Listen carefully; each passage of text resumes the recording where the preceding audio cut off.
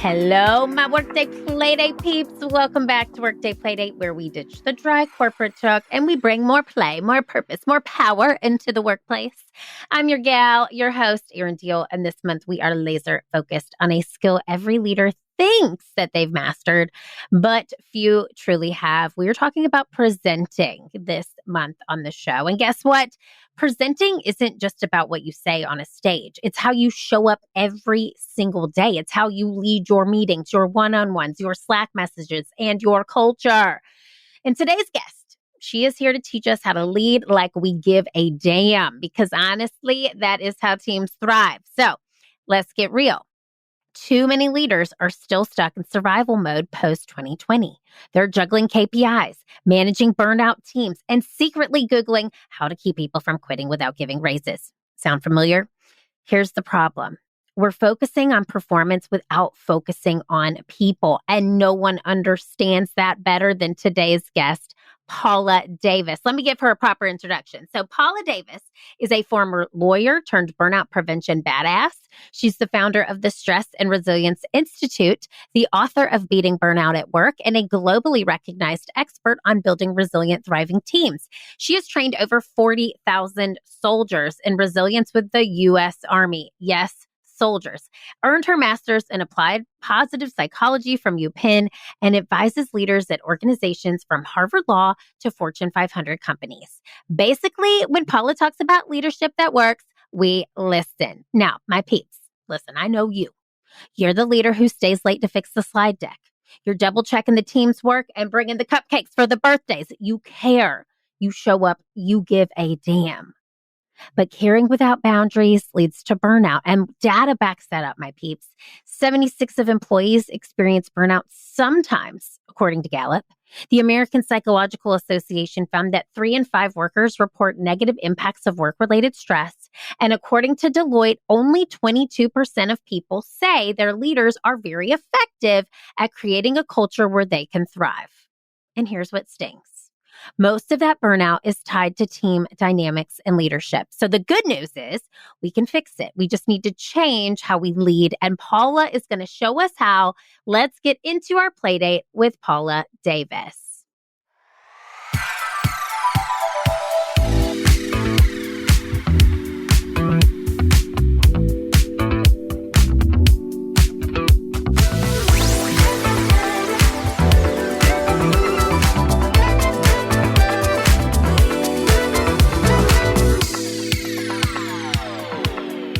Oh my gosh, Paula, welcome to Workday Playdate with Improve It. How are you? I'm doing so well. Thank you so much, Erin. So excited to be here. I'm so excited. I mean, I could just talk to you forever. We've already talked. I always right. when hosts say things like, "Oh, we talked before we hit record," like I'm always like, "Why am I not recording that part?" But it's so nice to get to know you before we jump into this. So let's set an intention really quick, because the intention for the show this month is all about presentation skills. We're talking about presenting, overcoming fears.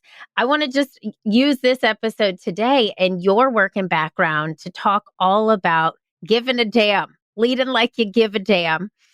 And I just want to see if we can set a one-word intention for either something you want to give, something you want to receive during our time today. Humor. Yes. Tell me a little bit more about why you chose humor.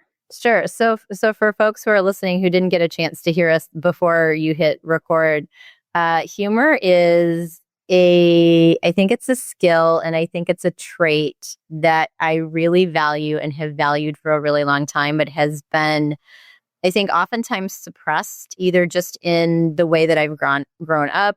Certainly during my law practice, not a lot of humor, but I've sort of refound it through my 9-year-old daughter, and love how much joy and lightness, remembering humor and how much I love it, has brought back to my life. Am I allowed to say your daughter's name on the show? Yes, Can I of course. Lucy? Okay. So I always ask people that. So I love that. And you and I talked about that because I have a 6-year-old boy, Jackson, and it's such a joy and a gift to be able to re-see the world through their eyes. Isn't it? Like, you just forget how much play is infused in our lives as a child. And as we continue to just go through life, how we have to really fight to bring it back. Yeah. And I will tell you, the last like handful of summers with her, like I tell people my summers tend to slow down. I don't travel as much for work. She's on a little bit of a different schedule because she's out of school, and there's a little bit more of a relaxed kind of slowness and playfulness that comes with summers, and how much I have just enjoyed like going to ball games and like the swimming pool and things that, with my head down constantly with, focus on my business and other things. She's really, again, kind of brought back into my life. And so I'm always looking forward to this time of year to reconnect with all of that. Did she go to any camps? Is she in camps or Oh, what? yes. Oh, I love it. Okay. All the camps. All the camps. Right now, presently, she is in marine biologist camp down we have this place, just a gorgeous place down on the lakefront here in Milwaukee called Discovery World. And they put on lots of really interesting programs, and they have a museum open throughout the whole year, but they hold a number of just really, really interesting camps. And so she said she got to dissect a squid yesterday. And so I was wondering how that was going to go because she's very squeamish, but she loved it. She's a very hands-on, loves to be doing things kind of kids. So today they're going fishing. So we shall see. Dope. I love that. Well, this is my first foray into summer camp. We had an amazing nanny with us for 3 years prior to him going to kindergarten. He was just in kindergarten. So this is his first summer of camps, and I'm loving it. And I also feel that too. It's as having a child in the school system now, it's reminding me life is seasonal and different seasons have different traits. And summer to me, my husband and I are both like, this is so nice. Like we're not running out the door at 10 to 7, getting him to school. We're easing into the day, easing the evening down. And there's not just this like mad rush. And I'm feeling it too. So we are recording this in summer. It is not coming out to the fall. So y'all listening, you can just remember what summer felt like. Reminisce. Yes. So, okay. Well, I want to chat with you because you have an amazing book called Beating Burnout at Work. And the subtitle mentions that teams hold the secret. So let's just jump right into this. Why do you believe burnout is a team level issue? Sure. So for a lot of reasons. So I burned out myself at the end of my law practice, and that is what really ushered me into this second act of my career. I didn't know what it was, and I wanted to go back and try and understand a little bit more about like why it happened, workplace well-being, workplace stress, and all of that. So I got my master's in applied positive psychology at the University of Pennsylvania, which talks about sort of that, flourishing, thriving aspect or end of psychology. And I really put a lot of blame on myself coming out of my burnout experience once I kind of realized what it was and could put a name to it. And thought like, what type of stress management memo did you miss that caused you to, end up in this place? Because it was not a great place that I ended up in. And over time, whether it was through interviewing people about their burnout experiences, digging into their research more, creating programs, teaching, people and leaders and teams and what have you, I really start to put different pieces together and realize that the bigger driver of burnout is less about how I'm handling my stress or not handling my stress. It's more about what is the culture of the organization doing that's influencing people's stress? How is it that leaders are leading in a way that could potentially mitigate stress or exacerbate stress? And then collectively, I thought, well, why don't we look at this not through the big sort of culture lens, because that seems daunting, but if we looked at this from a team's lens, if we looked at this as our little teams, or teams that we are on a day-to-day basis, whether you're a team of 3 or a team of a couple hundred or even more, your little mini cultures. And if we could educate the little mini cultures about what types of strategies and techniques and frameworks really do benefit people and help build their energy and engagement and motivation and resilience and all of that positive psychological fuel, that could be a really great place to start in our organizations. And so I call it taking a me and we approach. So we have to think about burnout not just through the lens of individuals, what can we do and what can we give them? But systemically, it's also what are the leadership dynamics involved? What are the team dynamics that are involved, and how can we start to address that in a full way? Because that's really what's going to help us start to move the needle on this issue. And it's still a problem. I mean, burnout rates are not going in the right direction right now. That's right. That is right. Oh, I feel that on a real level. And I think you're so right to think like if you have such large companies, even if you're in a small company, taking the culture approach seems very daunting. Narrowing it in on the teams feels like we can at least start somewhere. We can start with like a nucleus and expand outward. So I love this concept.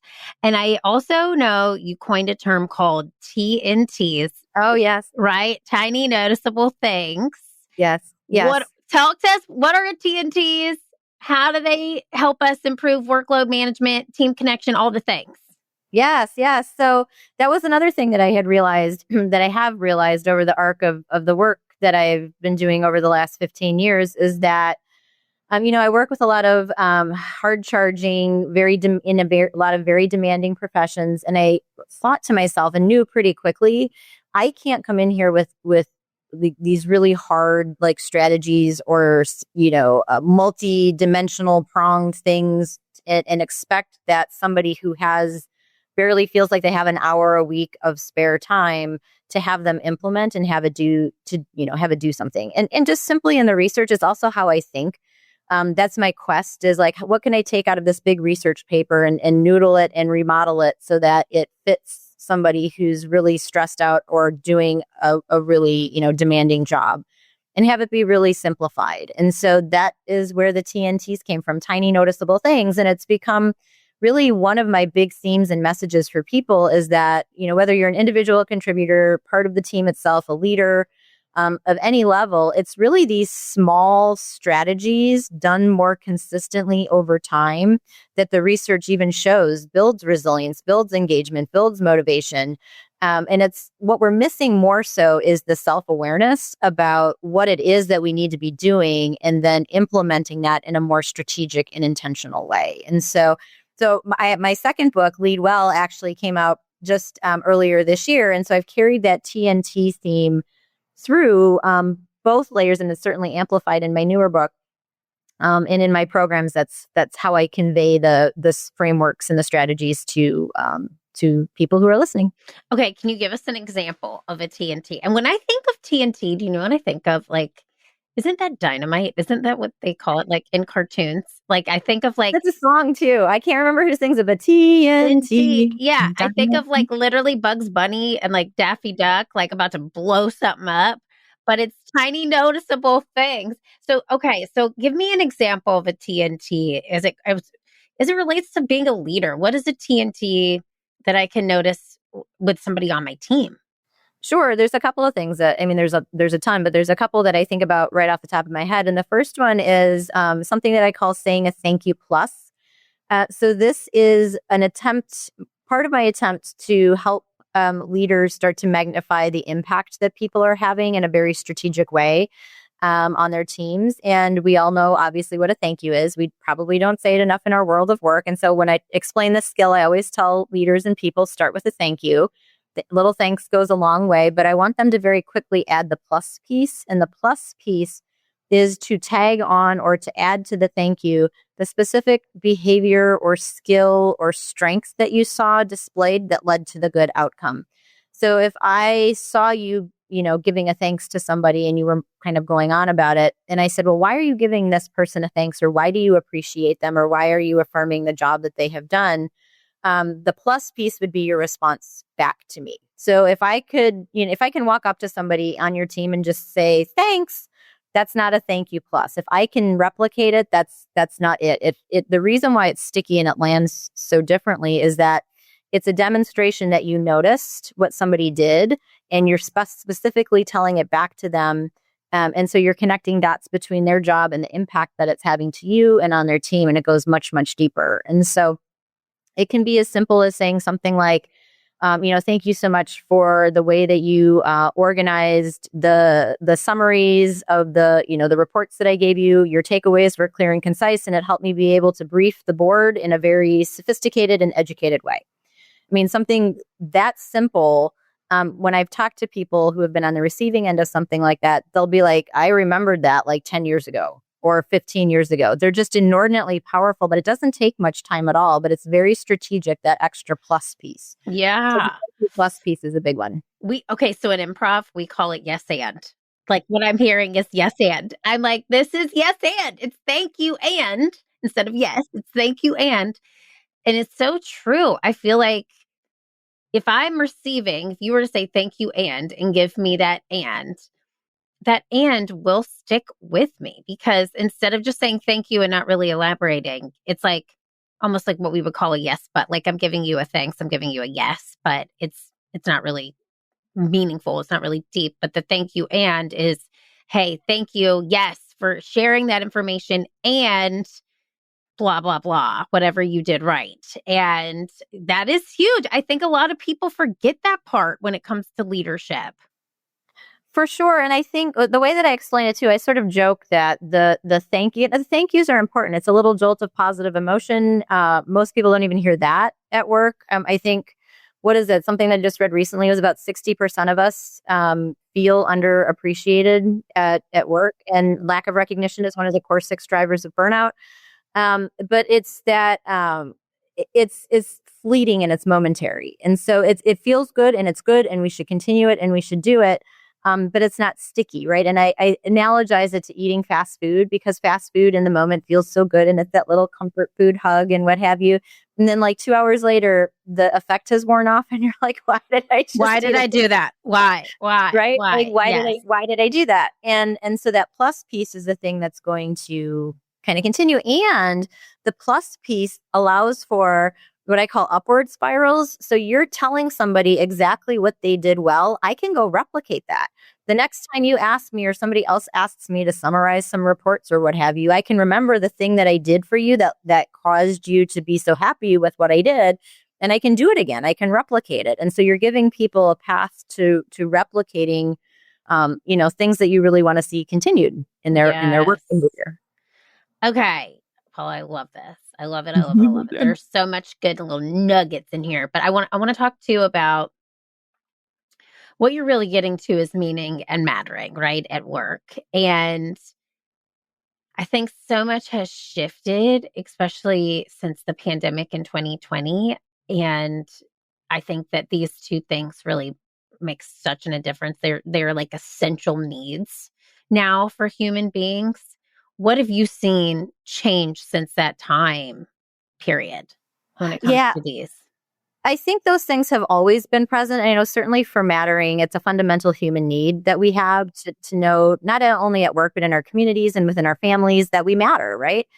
And it's a chapter in my new book, Sticky Recognition and Mattering. And it's just sort of become this area of research that I'm super obsessed with. And I think one of the things that leaders still, we're a handful of years out, sort of kind of from the quote end of the pandemic. But I think one of the things that leaders still massively underappreciate about the pandemic is the way that it caused a lot of us to take a step back and say to ourselves, is this what I want? Is this how I want to work?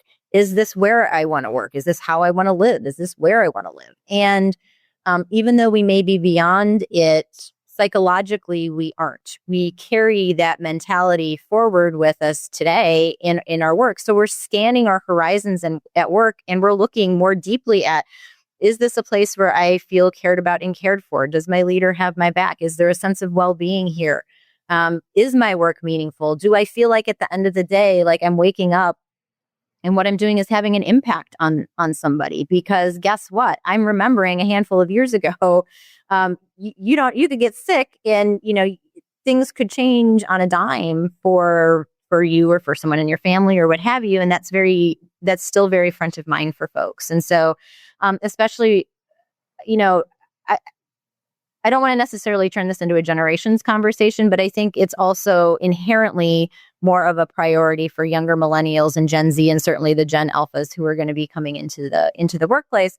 But I want to emphasize that it's a fundamental human need for all of us. And so I would absolutely support and agree. And as I take a step back and as I consistently in my work look at, okay, if burnout rates are still rising and disengagement levels are still rising, and we're still having all of these, sort of issues and problems with stress and other things at work, why? What haven't we figured out yet? And what are we not solving for?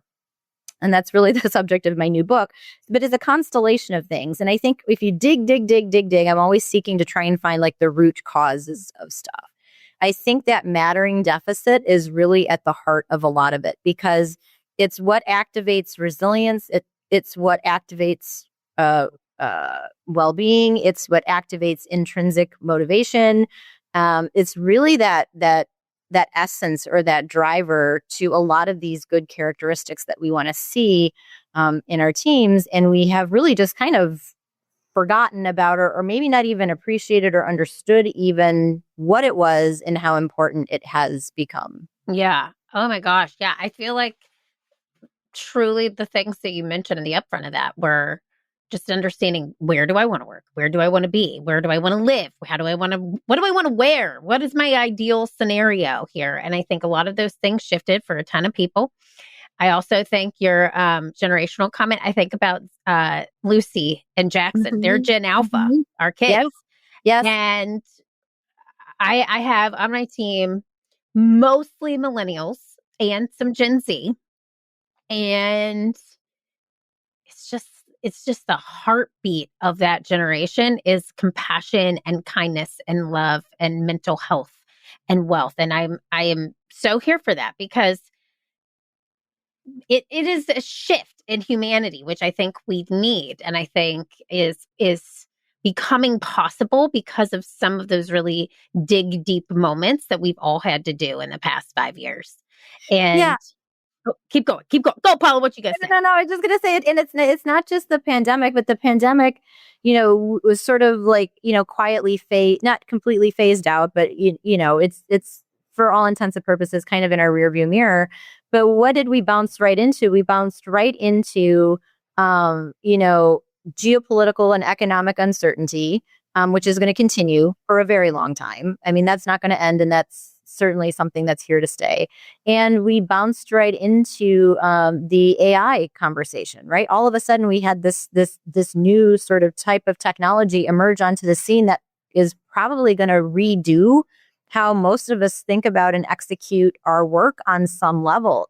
And that's stressful also. So for the last 5-6 years, we have not had a moment of psychological rest in terms of what we have been experiencing. And they've all been these big sort of generational changes and differences and what have you. And when we experience those things, I mean, that really causes a shift in folks. And so I think that especially as we start to increase and talk more about the technology and how AI is going to shape and reshape work, that human-centered approach, that human-centeredness to our work and to how we lead is going to have to rise up with it and take shape. And so I'm also not quite sure enough organizations and leaders really see that connection yet, but the humanness about work is going to have to go along with the ride. Ooh, Paula. I feel like I would like to change this conversation into an AI like specific, but we're not going to go there, because I'm like, oh,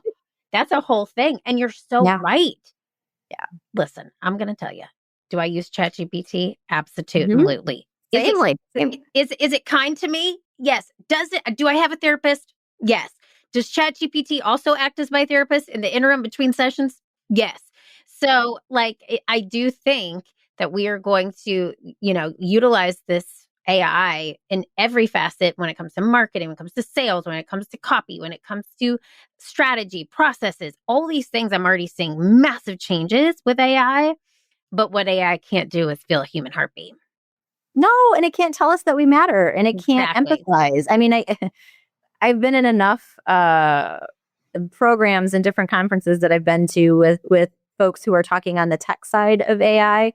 And I think they're a little bit more bullish on how or whether it could capture some of these human or humanness type traits. And maybe one day it will, but I really don't see AI fully replicating the entire suite of human experience. And I think that it will always, or maybe almost never, be able to replicate, the empathy fully, right? Yes, it can be your therapist and kind of sit there and guide you, but that's very different than, a therapist, holding space for you to tear up and to cry and things like that, or teamwork or resilience or mental agility or other things that I think are just supremely human. I hear that. And I feel that on a real level. Okay, sorry to interrupt y'all, but let's be honest. Most presentations are one espresso shot away from a nap, but not yours. Not after this. Welcome to Improve It's Presentation Skills Workshop. If you don't know Improve It, we are an improv-infused talent development company for the new generation of work. We are where improv meets impact. Now, in just 2 hours in person or 90 minutes on Zoom in your comfiest pants, we'll help your team bring the energy, clarity, and confidence every presenter dreams of. We'll teach the magic formula: positivity plus preparation equals a productive presentation. You'll learn how to warm up your mind before you hit the mic, use your natural presentation style like a superpower, and stop sounding like a robot reading a script. Perfect for groups to up to 100 in person or 50 online, because yes, your camera on Zoom game matters too. So ditch the bullet points and bring the boom. Your team's next presentation, it's about to be their standing ovation moment. Book today at learntoimproveit.com. That's learntoimproveit.com. We'll bring the fun, you bring the people. Okay, we'll have you back to talk AI at a different time, because I could just dive into this rabbit hole, but peeps are tuning in. The peeps community is here because they want to build thriving teams. These people give a damn, they care. So I know you have a framework, the ABCs of meaning: autonomy, belonging, and challenge. Let me position it to you this way, okay? This is like a fun little improv game within this question. If you could build a team today using this framework, give us the play-by-play of how you would build a thriving team using the ABC framework. Yeah, no, I actually, this isn't a hypothetical. This is what I teach teams to do all the time. Okay, so, great. Yeah. So in fact, I was just talking to a group of lawyers about this. And so we hear so let's put a little bit of some research underpinning and some definitions and some words to this, okay? Because we throw out the word motivation a lot, and there's lots of different ways to talk about it and lots of different models. But the ABC is a specific brand or form of motivational theory called self-determination theory. It has about now a good 40 plus years of research underpinning it. And when you see, for example, when the Surgeon General unveiled his model for thriving workplaces a handful of years ago, when you look at a number of these big models that are coming out, all of them, whether that was intentional or not, have a measure of these ABCs sort of baked into them. And so I love how it's now becoming more prominent and prevalent, such that, to me, if the essence, again, or the core of creating a thriving team where I want you to feel that sense of intrinsic motivation, that's what this theory is meant to do. When we have these three needs met, I'm more likely to just roll into work and say, yes, I want to do this because it matches my goals, or because it's important to me, or because I see value in it. Not because you're command and controlling me to do something, or because I'm getting a paycheck, and all of that stuff is, obviously we need to get paid, but we want more of our folks kind of illuminating that intrinsic sense of motivation. And that's what these ABCs really help folks to do. And so where I come in is to put kind of some methodology and some skills around, all right, great, what does that look like? What are some powerful tools or entry points to do that? And so with the autonomy piece, I always think about that as choose your own adventure. As humans, we have a fundamental need to want to choose our own adventure. We don't like being corralled and told or controlled about how we kind of want to live and work and what have you. But obviously there need to be some rules and things and what have you at work. And where this kind of control and flexibility conversation has gone with autonomy has been around where we work and when we work. And so it's limited, I think, leaders' ability to say, like, well, I'm sorry, the job description just is what it is. I don't know what I can do to give people more flexibility and control and autonomy.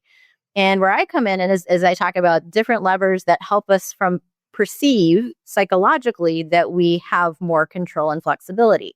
So one of the key strategies that leaders and managers can do is when you're assigning a task or when you have to communicate to your team about a change that's happening or happened in the organization, give people the backstory, give the explanation, give the reasoning, give the why. Yes, I know this is the way we did it last year, but here's what we're doing this year. Here's what the company policy is. Here's what we decided in the background. Here's why it's shifted. Here's how this client came to be part of our organization. Here's the work that we're doing for this particular client and why it matters. So talking about that backstory is huge because it gives me psychological latitude to say, all right, yeah, it was A last year and B this year. I don't know if I like it or not, but I'm going to, you're giving me a little bit of wiggle room to kind of figure out for myself kind of how I'm landing on this position or understanding why I'm doing what I'm doing. So that's a big one. And then being very clear, leaders, being very clear about what types of decisions are people allowed to make in the context of their work, right? So when you're assigning a project or talking about something that your team is going to be working on, be very transparent and clear with them and say, like, here's what we're doing. Here's everybody's piece or role to this. Here are the types of things like you need to bring back to me if you see issues because the buck stops with me and I have to be the one to make this particular decision. Or no, you got a little bit of latitude here. Go run with it. Copy me on the emails, but this is in your court, and I'm just going to let you kind of go.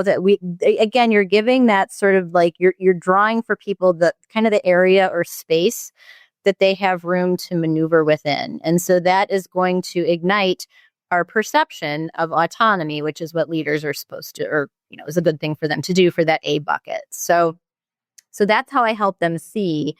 There are also more types of autonomy. There's social autonomy. Can you suggest that people connect or meet with certain people on other teams or in other areas of the organization and then let them go sort of foster and form those relationships? So there's different types of autonomy, and educating leaders about what that means helps them as well. So that's at least A. That's the A. That's autonomy. And then we get the B, which is belonging, which we talked a little bit about mattering. But what are some high level things? And like, if you were to say, here's 2 things for belonging that would help your team thrive, what would you say?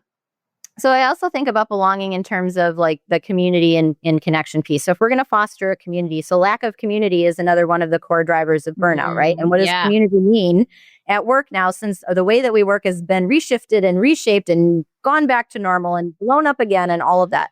And the first thing I would say is, I guess, a little bit more general, and that is understand that there's a variety of different levers that you can pull to create community and that you probably need to be thinking about, right? So it's thinking about what types of in-person, like whether it is like monthly get-togethers, quarterly whatevers, yearly retreats, some of those bigger type things that are going to help people stay connected, probably more so in person if that's possible. One of the areas or one of the strategies that I always tell leaders to do if they're not doing it is to start having, I call them Seinfeld meetings. So after the show. I hate that, Paula. We hate that in this improv world. I know. We hate it. Oh, gross. Don't call it that. The Seinfeld meetings, because it was always billed as a show about nothing. So I want leaders to be having meetings. I joke, meetings about nothing. Yeah. And what I mean is like, don't just go in there but go in there without a business outcome associated with the meeting, right? It's just going in there to talk to people about how are you doing, which is not a question that I love. What has your attention right now, to me, is a better question. Ooh, I love that. Yeah. Because if you ask me how am I doing and you're my boss, I'm going to say fine. Yeah. I'm going to always say fine unless I know you really, really, really, really will. And even then. Repeat that too, just so everybody can get that. So you said, instead of saying, how are you doing? Asking, what has your attention right now? Yeah. What has your attention right now? Love. And that gives me the choice to say a work-related answer. After a while, I might, share with you like, I had a crazy conversation with my teenager. She's really giving me a hard time. I'm really super stressed about that. So that's some insight for me as a leader. Like, oh, okay, there's, maybe some home stuff that's kind of factoring in or what have you. But it's just, they don't have to be long, 15 to 20 minutes of regular connection in a way that is getting at something that doesn't have like the monthly sales report graph or the reports or whatever tied to it. We're just connecting.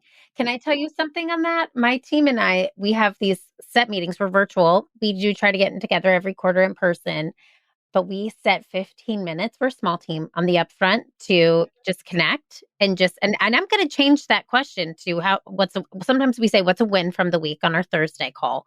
On Monday, it's like, how was your weekend? And so I think it's like, what has your attention right now is an even more interesting question to pose. So thank you for that, Paula. That's happening in the next Monday meeting, peeps. No, you're welcome. And a lot of teams are virtual. And so this next strategy might not be as great of a fit, but we talk about virtual coffees and virtual lunches and things like that. But if your team is together and in person, one of my favorite studies about building connection is a study about a group of firefighters talking about how when they eat lunch together and eat lunch regularly, their team performance goes through the roof. And one of my dear friends is a firefighter, and he from a real world, he was like totally like, even though that's a research paper, he said that's absolutely something that we do very intentionally because it builds that sense of cohesion. And it's just allowing us to kind of, relax and chit chat and shoot the breeze or whatever it is that we're going to talk about and discuss. But having people, having that community meal or that, let's all go to the cafe or the cafeteria or two of us or three of us or what have you. Just know that that's doing more than just eating. So the other skill that I wanted to share is one of my favorites that I teach, and I'll give you a very short overview of it. It's called active constructive responding. So ACR. Okay. And it is about, we always think about building relationships, thinking about the moments when the what hits the fan and we stop what we're doing and we rush in and we're working together and we're helping. When somebody shares a moment of good news, win, success, hey, the muffin this morning at breakfast was fabulous, we're oftentimes not capitalizing on those moments in the same way because they sort of like, we're not as humans psychologically wired to remember, hardwired to remember and seek out good news. And so we miss a lot of those micro moments or opportunities when people are sharing those wins and successes, or we might say like somebody, shares a win or a success and we're like, oh, that's awesome. Great. And they don't say anything else. And there's not really much left of the conversation and it falls kind of flat. Sometimes when we share a win or a success or a good news, somebody might hijack the conversation and say something like, oh, me too, right? Like, I just went to Hawaii. Let me tell you all about my vacation, and sort of leave your good news in the dust. Sometimes we issue spot and poke holes in people's good news and find fault in it or what could be wrong. It's like, oh, that's great. You want to buy a new house right now? Man, interest rates really stink. Like, what were you thinking? Kind of. And the only sort of response style that builds and solidifies good relationships is that active constructive responding, or ACR, which is simply almost a little bit like your yes and the conversation that we were having, where you notice what it is and you just ask one or two more questions about whatever the good thing is, right? And so when we have things that we're happy about, or that is a win or a success or good news, we want to explain them, right? We want to show you a picture. We want to wallow in it a little bit. And the research would suggest 45 seconds to a minute is enough to help kind of cement those connections and those bonds. And so think about that with your team. Think about that at home. Are we in that active, constructive responding, capitalizing on somebody's moment of good news or win or success consistently? And most of us are not. I freaking love it. Okay, so we got autonomy, belonging, the C. Did we hit on challenge? Do you want to hit on challenge? Just tell me high level what challenge, when you say challenge, what do you mean? So when I say challenge, I mean growth. So we do not, it's one of the things that most consistently shows up when you're looking at, what makes people stay at organizations, what makes people happy at work, however you phrase it, knowing that we have a measure of, or the ability to pursue work that is meaningful to us, that's challenging to us, that helps us grow, that keeps us moving in the direction that we want to grow in our career, so that we're not stagnating, right? So it's that sense. It's, do I have opportunities for growth and development, particularly in this organization? And one of the things here that leaders can do that I think is really important is to know what each of the people on their teams is seeking, right? What do you want to develop? What do you want to get better at? What is important to you in that conversation? And then look for opportunities for people to practice that, right? So you're talking about presentation skills kind of generally in this series of podcasts. So a lot of people will say that one of the things that they want to improve is their speaking capabilities in their role at work. So as a leader, then give them opportunities to lead a team meeting, have them present at trade or industry conferences, set a goal, like once a year or twice a year. And it's going to feel like, so if I want to improve my speaking ability, that means I'm probably feel like I'm not so great at it. I'm going to feel nervous and I'm going to feel like, I don't know that I really want to do this, but it's like pushing people kind of outside of their comfort zone a little bit, is, according to the research, one of the most valuable things that you can do to start building a mindset of, I think I can, back to that little engine that could kind of book. So that when you go into future, moments where you need to speak and they become higher level and with higher consequences attached to them, your first activity or your first way of thinking is going to be, I think I can do this. And you're just going to, kind of try it out. So it all starts with giving people more of those challenge or mastery experience opportunities. Paula! Okay, this is amazing because I feel like if I'm tuning in today, I've got so many little juicy nuggets that I can use to talk about having my team thrive. I care. I give a damn. So I love this conversation, and I would talk to you forever. Okay. But I have to ask you my question that I ask every single guest. Yes. Because this is Workday Playdate. I want to know, how are you going to make work more playful today? Ooh, how am I going to make work more playful today? So I have to work on copy for my new burnout certificate course that I'm launching this fall. And I may take a moment to think about how I could introduce some moments of humor and play into that curriculum. Because until we talked, I had not thought about it. And I think it's a really important, especially when you're talking about burnout, right? It doesn't have to be so daunting. There can be some levity associated with it. Paula, that's what's up. That was our intention today, was to bring humor. And guess what? Yes. You did it. Back. You did it. Okay. So, and then I know our peeps are going to want to reach out to you. Where's the best place they can find you? Where can they get your books? Tell them all the things. Yes. So a good spot for all of that is going to be my website, which is stressandresilience.com. But you can buy the books there. You can buy the books on Amazon, Barnes and Noble, all the places. But you'll see certificate course information on my website, all my trainings and workshops, all the good stuff. All there. Okay. Well, Paula, it has been so fun chatting with you. I've learned a lot. Thought about my own team a lot during this conversation too. And I got some juicy little chicken nuggets. I'm going to dip them in some sauce. Think about it. And I loved having you. So thank you so much for being here. Peeps, check out Paula Davis. And this concludes our play date. We'll see you next time. Thanks, Erin. My peeps. Thank you so much to our guest, Paula, for bringing her wisdom, her warmth, her wildly practical insights to us today. And to you, my dear peep, here's your Workday Playdate challenge of the week. Your homework is to pick one TNT, one tiny noticeable thing to try this week.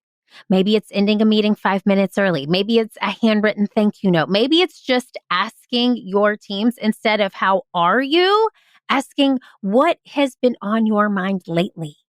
What has been that thing that is stressing you out, or what's on your mind right now? Then ask yourself, am I leading like I give a damn?